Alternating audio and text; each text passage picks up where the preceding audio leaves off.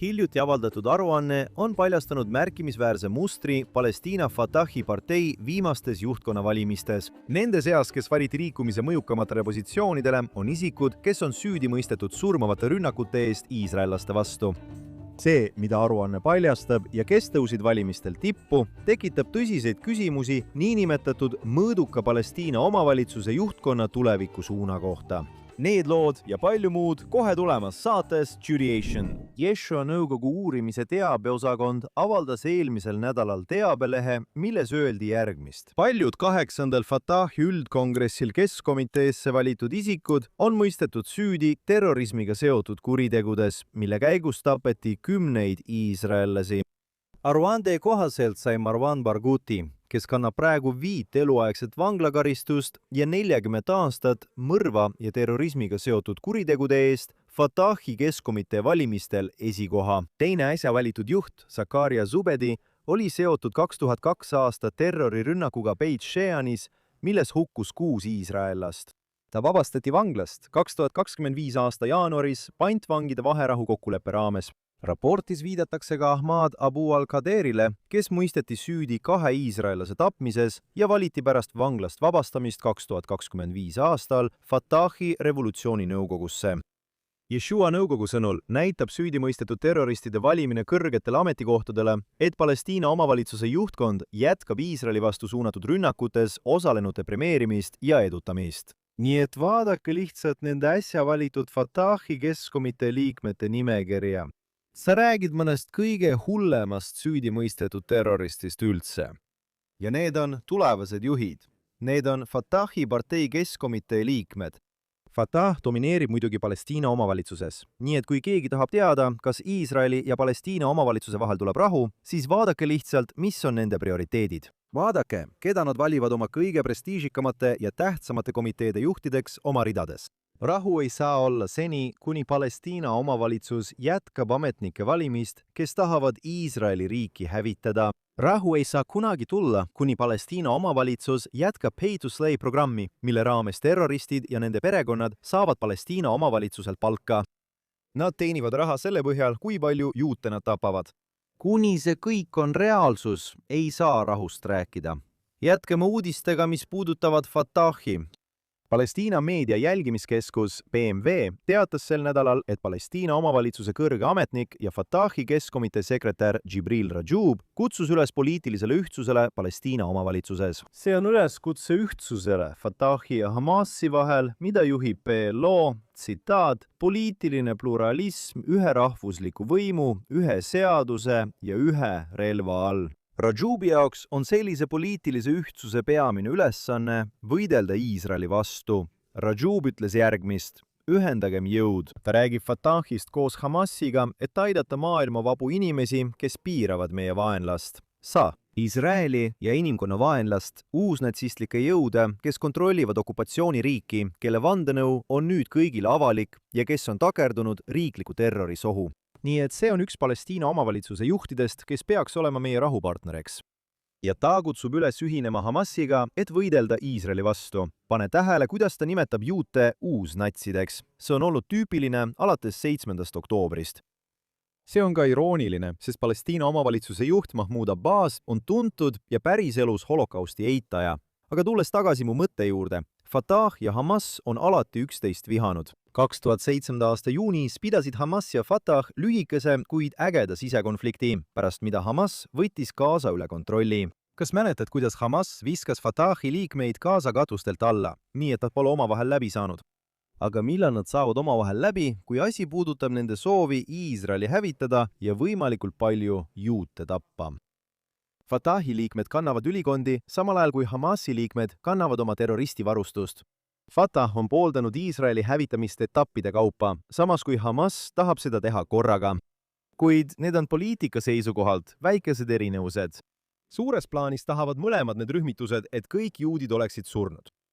Nii et ära usu valesid, et Juudamaal ja Samaarias pole terroriste. Nad on ainult Gazas.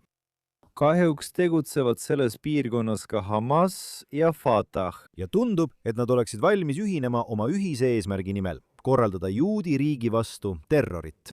Järgmiseks, sõbrad, teatasid sel nädalal Iisraeli kaitsevägi, Shin Bet ja Iisraeli politsei, et terrorist, kes tappis iisraelase Yehuda Zoldani Funduki külas 19. novembril 2007, on arreteeritud. Pärast tema arreteerimist anti ta üle Shin Beti ülekuulamisele. Ilmselt oli terrorist Shadi Jama kogu selle aja olnud Palestiina omavalitsuse vahi all. Ma arvan, et ta sai Palestiina omavalitsuselt kaitset, et Iisrael teda ei arreteeriks. Mingil põhjusel lasi Palestiina omavalitsus tal minna ja Iisrael oli kohe kohal, et ta kinni võtta. Ma toon selle teema üles mitmel põhjusel. Isiklikul tasandil tunnen ma Zoldani perekonda. Ma mäletan, kui nende poeg Chidu mõrvati. Jumal maksku tema vere eest kätte. Ja teiseks, see rünnak toimus juba 2007. aastal. Teisisõnu, terroristid panid selle mõrva toime 19 aastat tagasi.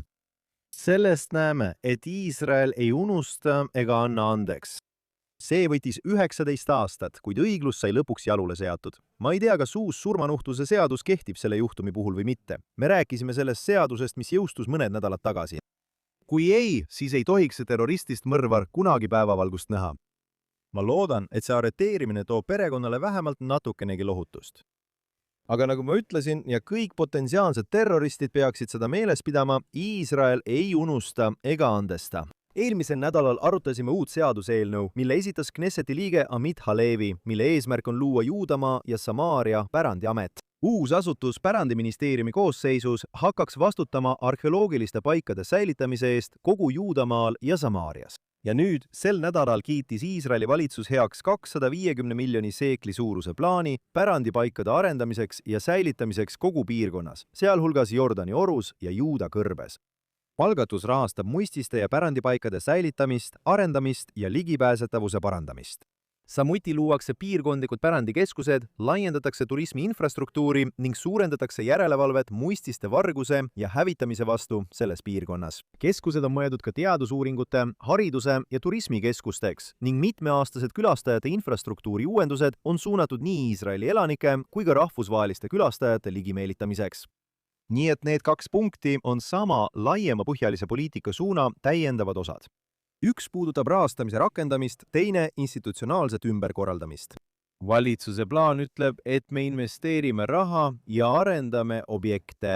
Ja Halevi eelnõu ütleb, et me loome uue asutuse nende objektide haldamiseks. Lõppkokkuvõttes sulgeb Palestiina omavalitsus silmad, samal ajal kui araablased, kes on aastaid nende jurisdiktsiooni all elanud, on rüvetanud iidseid juudi pärandipaiku. Ja nagu ma eelmisel nädalal ütlesin, on eesmärk füüsiliselt püüda juudi ajalugu kustutada.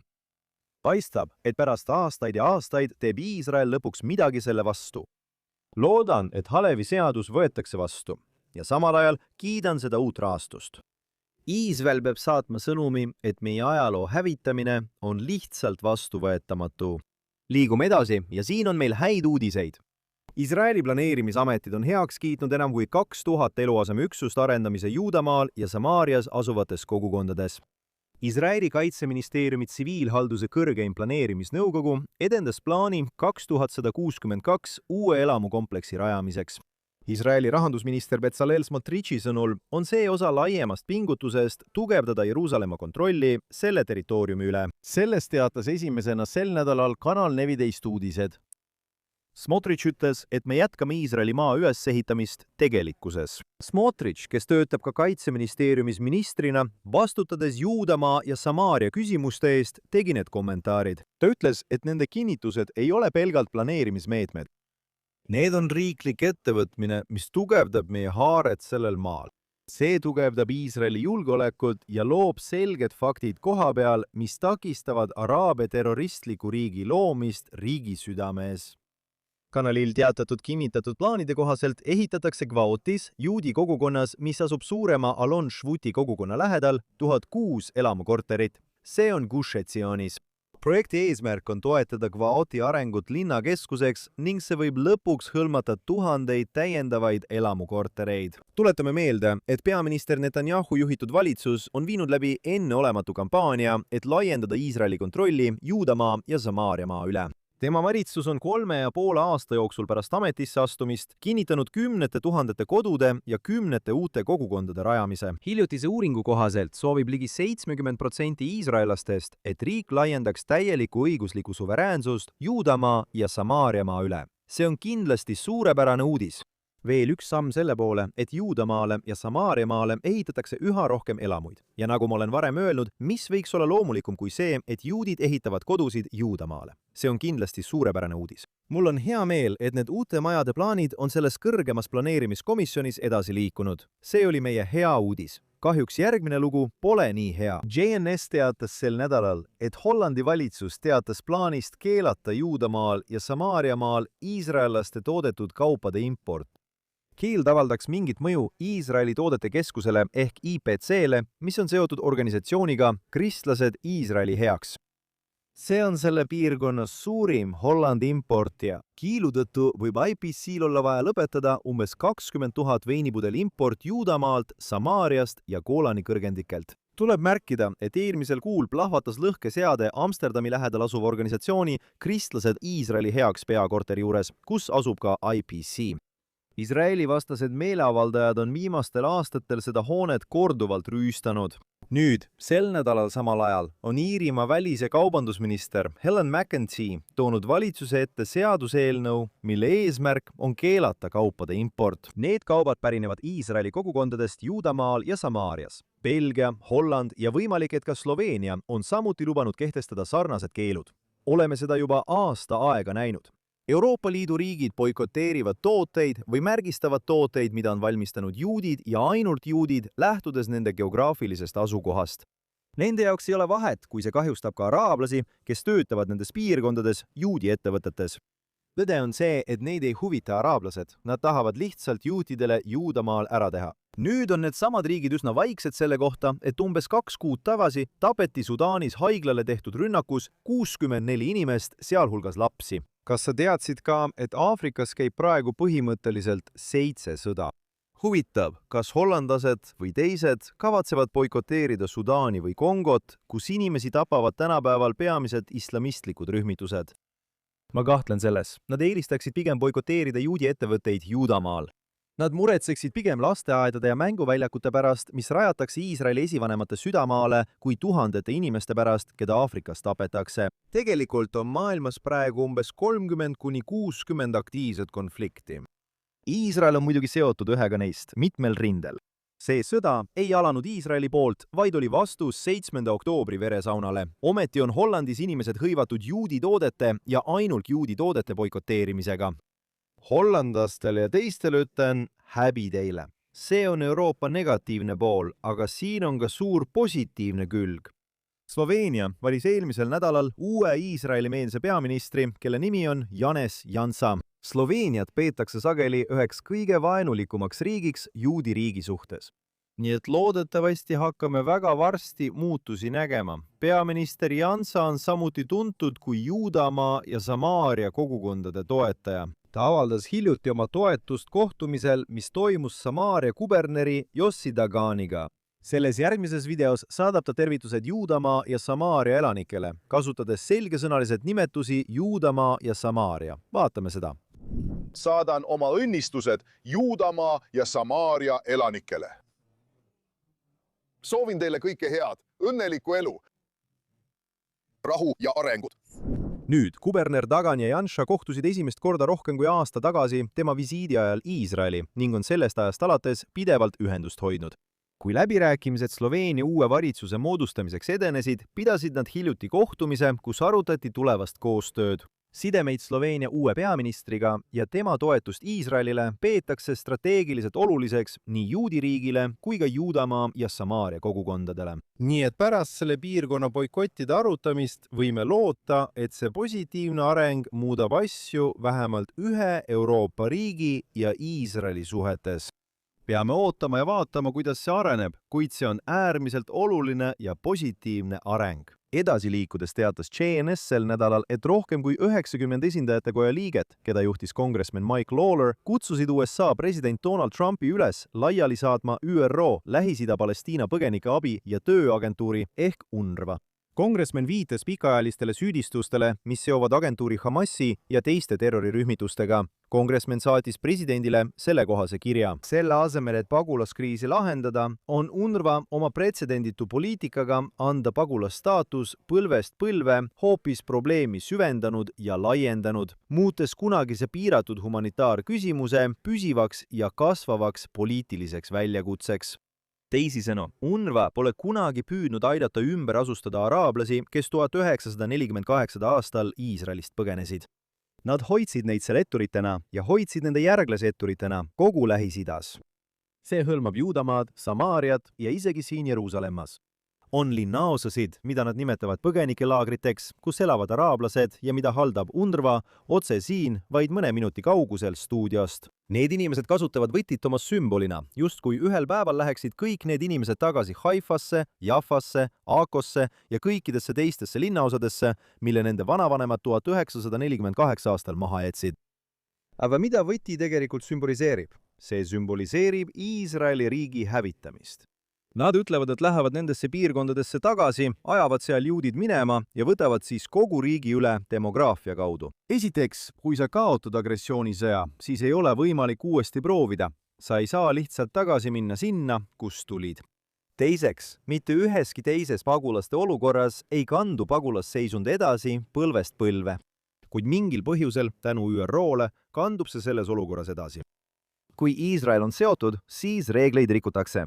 Ja lõpuks, nagu me varem oleme rääkinud, levitab UNRWA lisaks oma sidemetele terrorismiga oma koolides äärmusliku Iisraeli vastast õhutust. Moslemi lapsed kasvavad üles ajupestuna, uskudes, et nende elu eesmärk peaks olema saada šahiidiks, märtriks ja püüda tappa võimalikult palju juute.